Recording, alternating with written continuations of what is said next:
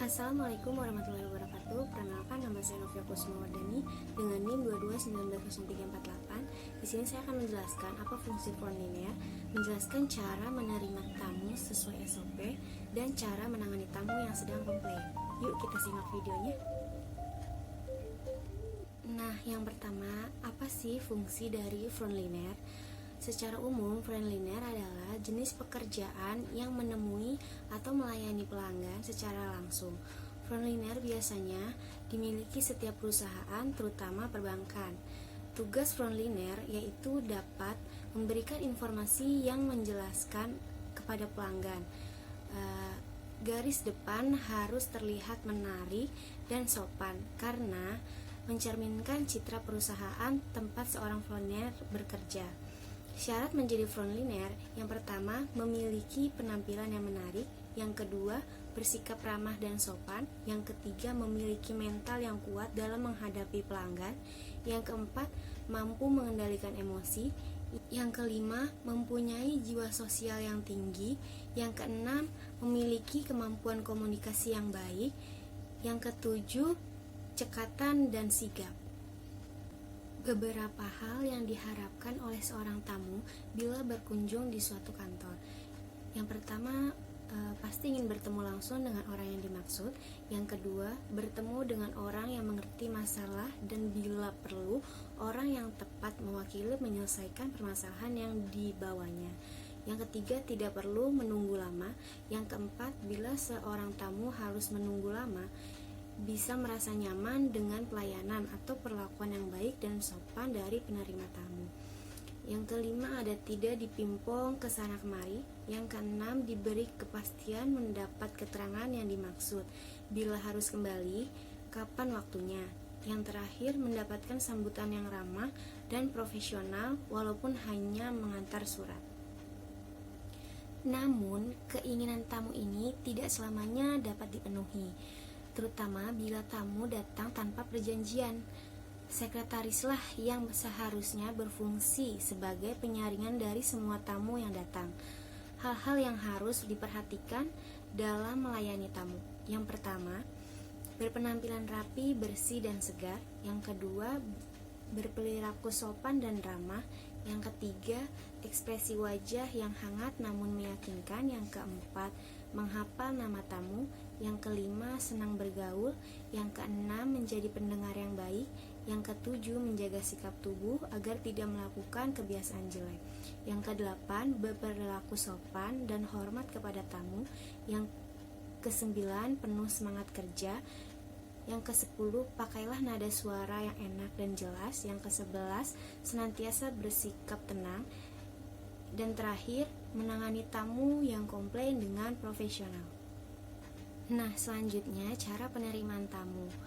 Pertama, saat tamu datang, berikanlah salam dan lakukanlah greeting. Contohnya, selamat pagi, selamat datang di PT Makmur Sentosa. Dengan saya Novia Kusuma, ada yang bisa saya bantu, Bapak? Setelah itu, tanyakan terlebih dahulu apakah sudah punya janji Pak sebelumnya pada pimpinan kami. Jika sudah mempunyai janji, mintalah untuk tamu mengisi buku tamu terlebih dahulu. Baik, silahkan Bapak untuk mengisi buku tamu terlebih dahulu. Selanjutnya, setelah tamu sudah mengisi buku tamu, kita lihat isi buku tamu tersebut, lalu sebutkan namanya. Oh, baik, Pak Ilham, mohon tunggu sebentar, saya konfirmasi terlebih dahulu kepada pimpinan kami apakah beliau sudah siap bertemu dengan Bapak atau belum. Silakan Pak menunggu sebentar. Setelah itu, lanjut, resepsionis akan menghubungi sekretaris pimpinan. Contohnya, selamat pagi Bu, ada tamu Bu, Pak Ilham sudah mempunyai janji pukul 10 dengan pimpinan kami dengan keperluan ingin membicarakan proyek bisnis. Setelah mendapatkan ACC bahwa pimpinan bersedia untuk menemui tamu tersebut. Setelah itu, kita panggil tamu tersebut. Contohnya, permisi Pak Ilham, pimpinan kami sudah siap untuk bertemu Bapak. Dimohon untuk meninggalkan ID card-nya ya Pak. untuk ditukar dengan kartu visitor. Setelah itu, arahkan tamu ke ruang pimpinan. Baik Pak Ilham, untuk ruang pimpinan berada di lantai 8. Dari sini Bapak belok kanan, naik lift ke lantai 8. Setelah sampai di lantai 8, ada ruangan kaca. Di ruang kaca tersebut adalah ruang pimpinan kami. Di sana Bapak akan disambut oleh sekretarisnya, yaitu Mbak Feni. Nah, kenapa sih resepsionis itu tidak boleh mengantarkan tamu ke ruang pimpinan? Supaya nanti ketika ada tamu baru ke ruang resepsionis tidak kosong. Nah, ketika sudah sampai di lantai 8, akan ada sekretaris yang menyambut seperti ini contohnya. Selamat pagi Pak Ilham, saya Feni, sekretaris dari Bapak Fikri. Silakan Pak Ilham masuk. Nah, karena biasanya di ruang pimpinan juga ada ruang tunggu lagi. Silakan Pak Ilham untuk menunggu sebentar. Saya akan coba pastikan kembali apakah Bapak Fikrinya sudah siap atau belum. Ketika pimpinan sudah siap, maka sekretaris yang akan mengantarkan ke dalam ruangan pimpinan tersebut. Setelah sudah dipertemukan antara Pak Ilham dengan Pak Fikri, sekretaris biasanya menanyakan kepada pimpinan seperti ini. Pak Fikri, ada yang butuh saya siapkan? Setelah selesai, pamit dan kembali ke ruangan sekretaris. Nah, bagaimana kalau si tamu ini belum mempunyai janji oleh pimpinan? Kembali lagi ke awal dan selanjutnya tanyakan terlebih dahulu. Apakah sudah mempunyai janji Bu sebelumnya pada pimpinan kami? Nah, jika belum mempunyai janji, sampaikan mohon ditunggu sebentar ya Bu. Saya konfirmasi ke bagian terkait dulu apakah bisa bertemu atau tidak. Setelah mendapatkan informasi, sampaikan kepada tamu. Mbak Rania, mohon maaf, untuk hari ini kebetulan pimpinan tidak bisa bertemu dengan Mbak Rania. Mbak Rania bisa datang lagi nanti di hari Kamis ya Mbak. Kami bantu siapkan jadwal untuk Mbak Rania bisa bertemu dengan pimpinan kami terkait dokumen yang Mbak Rania punya. Namun pesan dari pimpinan kami, dokumen tersebut boleh ditinggalkan di sini. Nah, selanjutnya cara menangani tamu yang komplain. Yang pertama, tetaplah tenang.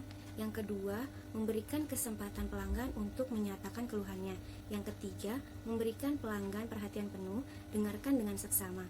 Yang keempat, hindarkan suara yang keras dan kata-kata kasar atau memotong pembicaraan tamu. Yang kelima, jangan menyalahkan rekan kerja dan manajemen atau menyalahkan keadaan, apalagi menyalahkan tamu. Yang keenam, ajukan pertanyaan dengan sopan.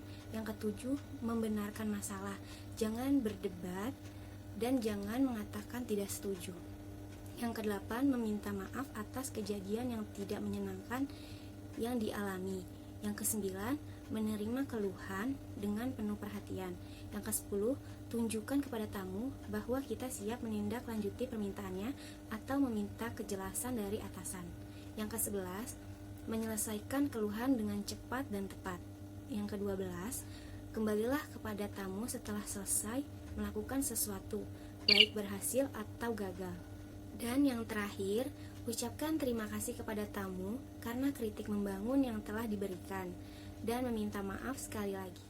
Sekian penjelasan saya mengenai fungsi dari front liner, cara menerima tamu sesuai SOP, dan cara menangani tamu yang komplain. Kurang dan lebihnya mohon maaf. Wassalamualaikum warahmatullahi wabarakatuh.